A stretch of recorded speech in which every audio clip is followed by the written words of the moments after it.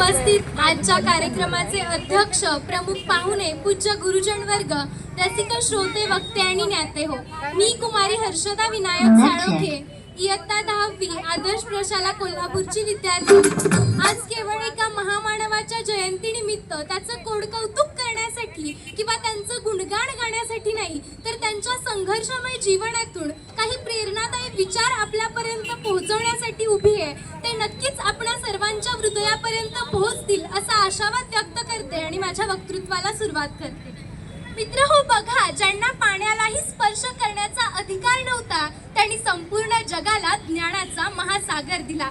ज्यांना वर्गात बसण्याची परवानगी नव्हती त्यांनी संपूर्ण देशाला कायद्याचं संविधान दिलं आणि ज्यांचा स्पर्श विटाळ मानला गेला त्यांनी मानवतेला स्पर्श करणारे विचार दिले. हा केवळ विरोधाभास नाही, तर ही एका संघर्षमय जीवनाच्या इतिहासाची यशोगाथा आहे आणि ती यशोगाथा लिहिणारा लेखक म्हणजे डॉक्टर बाबासाहेब आंबेडकर. मित्र हो, आपण सारे आस्तिक असाल तर आपण सर्वजण देवाला मानतो. देव कुठे राहतो? देव देवळात राहतो. देऊळ कोण सांभाळतं? देऊळ पुजाऱ्यांच्या हाताखाली असतं. पुजारी कोणाच्या हाताखाली असतात? तर पुजारी हे ट्रस्टींच्या हाताखाली असतात. ट्रस्टी हे राज्य सरकारच्या हाताखाली असतात. राज्य सरकार हे केंद्र सरकारच्या हाताखाली असतं. केंद्र सरकार हे संसदेच्या हाताखाली असतं. संसद ही राष्ट्रपतींच्या हाताखाली असते आणि राष्ट्रपती हे संविधानाच्या हाताखाली असतात. आणि तुम्हा आम्हा सर्वांना दिसतंय की संविधान कोणाच्या हातात आहे? तर ते डॉक्टर बाबासाहेब आंबेडकरांच्या हातात आहे. मित्र हो, हा सगळा प्रवास किती छान वाटतो ऐकायला, पण कधी जाणून घ्यायचा प्रयत्न केलाय का की त्याच डॉक्टर बाबासाहेब आंबेडकरांना किती संघर्ष करावा लागला असेल आणि किती यातना सोसाव्या लागल्या असतील. मित्र हो, जेव्हा बाबासाहेब आंबेडकर लहान होते तेव्हा पेपर संपल्यानंतर दुपारी घरी आले. दुपारचं जेवण करत होते. त्यांचे वडील त्यांच्या शेजारी बसले होते. ते जेवण करत असताना त्यांचे वडील बसून राहिले होते. बाबासाहेबांनी वडिलांना विचारलं, बाबा तुम्ही कधी जेवताय? त्यांचे वडील म्हणाले, भीमा तुझं होऊ दे, मग मी जेवतो. पहिला दिवस गेला, दुसरा गेला, तिसरा गेला, चौथा गेला, पण 5व्या दिवशी मात्र बाबासाहेबांच्या लक्षात आलं की माझं जेवण झाल्यानंतर टोपलीत भाकरीच शिल्लक राहत नाही. मग माझे वडील खातात काय?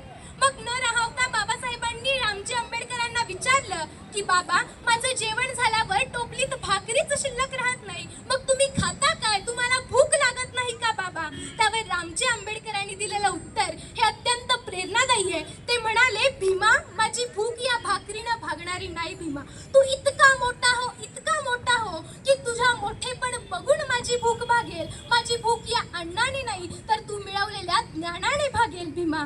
मित्र हो, आजचे पालक मुलांना महागडे ट्युशन नाही, महागड्या शाळा नाही म्हणून आजची मुलं अभ्यास करत नाहीत. अहो, ज्यांच्या घरात साधी वीज नव्हती, ज्यांनी रस्त्यावरच्या दिव्याखाली बसून अभ्यास केला, ते डॉक्टर बाबासाहेब आंबेडकर अमेरिकेच्या कोलंबिया विद्यापीठात पोहोचले. इतकंच नाही तर त्याच अमेरिकेतील निग्रो समाजातील बराक ओबामा नावाचा एक मुलगा जो त्यांचा आदर्श घेतो, तसाच अभ्यास करतो, त्याच विद्यापीठात शिकतो आणि त्याच राष्ट्राचा एक गरीब मुलगा, निग्रो समाजातील मुलगा राष्ट्रपती बनतो आणि त्याच राष्ट्रपतींच्या हस्ते त्याच विद्यापीठाच्या बाहेरील डॉक्टर बाबासाहेब आंबेडकरांच्या पुतळ्याचं अनावरण होतं आणि त्याच पुतळ्याच्या खाली आजही लिहिलं गेलंय, शतकातील सर्वोत्तम विद्यार्थी डॉक्टर बाबासाहेब आंबेडकर. मित्र हो, बघा, हे सर्व काही सहज शक्य झालं नाही. डॉक्टर बाबासाहेब आंबेडकर जेव्हा त्या कोलंबिया विद्यापीठात शिकायला होते तेव्हा त्यांच्याबरोबर एक धनीपुत्र सुद्धा होता. बाबासाहेब 18 तास अभ्यास करायचे. तो धनीपुत्र त्यांच्याकडे आला आणि त्यांना म्हणाला की बाबासाहेब, तुम्ही दुपारचं जेवत जा, रात्रीची झोप घेत जा. त्यावर बाबासाहेब म्हणाले, रात्रीचं झोपायला माझ्याकडे वेळ नाही आणि दुपारचं जेवायला माझ्याकडे पैसे नाही. मग तो धनीपुत्र म्हणाला, मग तुमच्या अंगात ताकद कुठून येते? त्यावर बाबासाहेब म्हणाले, जेव्हा मला थकल्यासारखं वाटतं, जेव्हा मला कोमेजल्यासारखं वाटतं, तेव्हा माझ्या समोर मला शिक्षणासाठी मदत करणारे राजर्षी छत्रपती शाहू महाराज उभे राहतात. माझा अस्पृश्य समाज माझ्या समोर उभा राहतो आणि मग ती ऊर्जा माझ्या शरीरात येते की माझ्या समाजासाठी मला लढायचंय आणि त्यांच्यासाठी मला घडावं लागेल. मित्र हो, ही तीव्रता ज्यावेळी असते ना, त्यावेळी प्रत्येक मनुष्य नवविश्व निर्माण करू शकतो. पण आजची आमची पिढी एका सुरक्षा कवचात आहे, कारण आमच्या बाबांना जेवढे कष्ट सोसावे लागले तेवढे आम्हाला सोसावे लागत नाही. आमची आई जितकी राबते तितकं आम्हाला राबावं लागत नाही. आमचे वडील सांगतात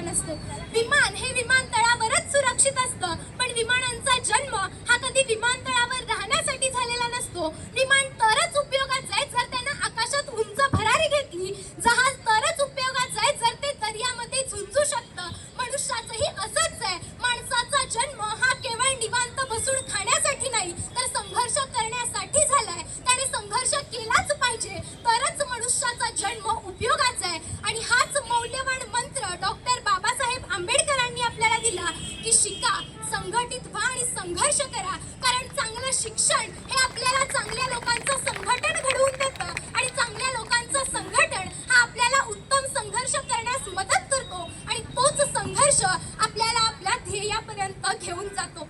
म्हणून कवी दुष्यंत कुमार यांच्या काही ओळी मला आठवतात की सिर्फ हंगामा खड़ा करना मेरा मकसद नहीं, सारी कोशिश है कि ये सूरत बदलनी चाहिए.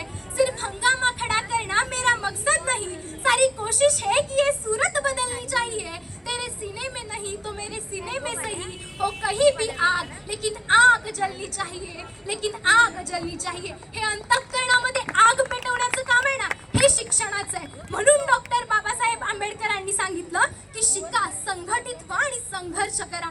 मित्रहो, जर बाबासाहेबांच्या मूर्तीकडे आपण नीट निरखून पाहिलं तर एक गोष्ट लक्षात येते की त्यांच्या एका हातात संविधान आहे आणि त्यांचा उजवा हात जो काहीतरी दर्शवतोय.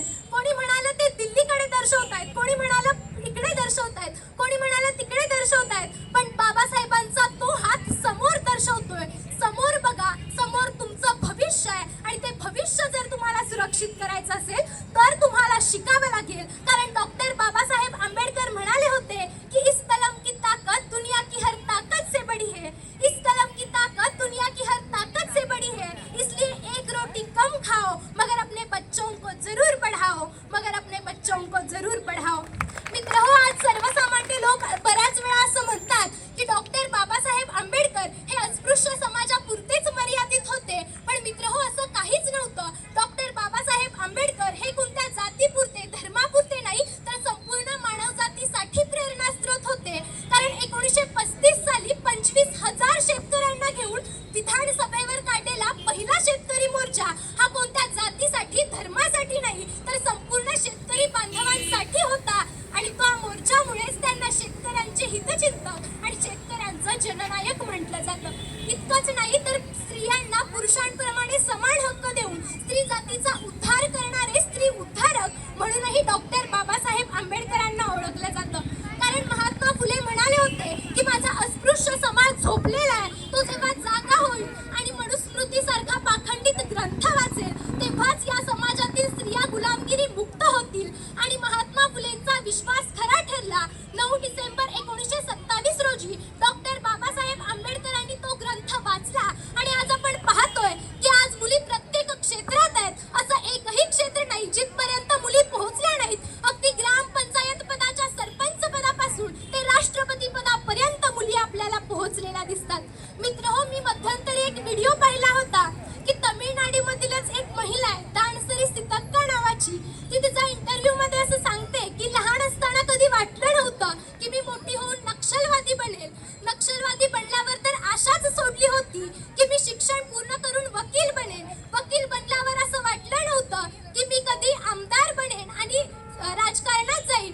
आमदार बनल्यानंतर असं वाटलं नव्हतं की PhD पूर्ण करेन आणि PhD पूर्ण केल्यानंतर आता मागच्याच वर्षी त्यांनी तमिळनाडूतील एका शहरात मंत्रीपदाची शपथ घेतली. इथपर्यंतचा प्रवास महिला करू शकतात. तो कोणत्या भगवंताच्या किंवा कोणत्या देवाच्या कृपेने नाही तर क्रांतीज्योती सावित्रीबाई फुले, माता रमाई आंबेडकर, छत्रपती शिवाजी महाराजांचं स्वराज्य, छत्रपती संभाजी महाराज, महात्मा फुले या आणि अशा कित्येक क्रांतिकारकांसह डॉक्टर बाबासाहेब आंबेडकरांच्या संविधानामुळे हे शक्य झालंय. संविधानाने महिलांना अनेक हक्क दिले, जसं की शिक्षण, मतदान, अन्यायाला विरोध करण्याचा हक्क, स्वतःचा जोडीदार स्वतः निवडण्याचा हक्क, पुरुषांप्रमाणे समान वेतन मिळवण्याचा हक्क, मातृत्वामध्ये रजा मंजूर करण्याचा हक्क. हे सर्व काही आज आपल्याकडे आहे. या क्रांतिकारकांनी जो त्याग केला तो आपल्याला फक्त त्यांचे विचार जिवंत ठेवून त्यांना प्रेरणा द्यायची आहे. मित्रहो, आज आपल्याकडे सर्व काही आहे. आपल्याला हे सगळं मिळवत बसायचं नाहीये, आपल्याला कोणता संघर्ष करायचा नाहीये, आपल्याला फक्त शिकायचंय. आणि मित्रहो, याच महामानवांना इथपर्यंत पोहोचण्यासाठी कौटुंबिक त्याग देखील करावा लागला. जेव्हा बाबासाहेबांना लंडनला गोलमेज परिषदेसाठी जायचं होतं तेव्हा त्यांच्या राजरत्न नावाच्या मुलाचा मृत्यू झाला आणि ती बातमी घेऊन त्यांचा भाऊ बाबासाहेबांकडे आला. त्याने सर्व हकीकत बाबासाहेबांना सांगितली. बाबासाहेब जागीच स्तब्ध झाले, त्यांना अश्रू अनावर झाले. काय करावं समजेना, पण बाबासाहेबांनी शेवटी निर्णय घेतला.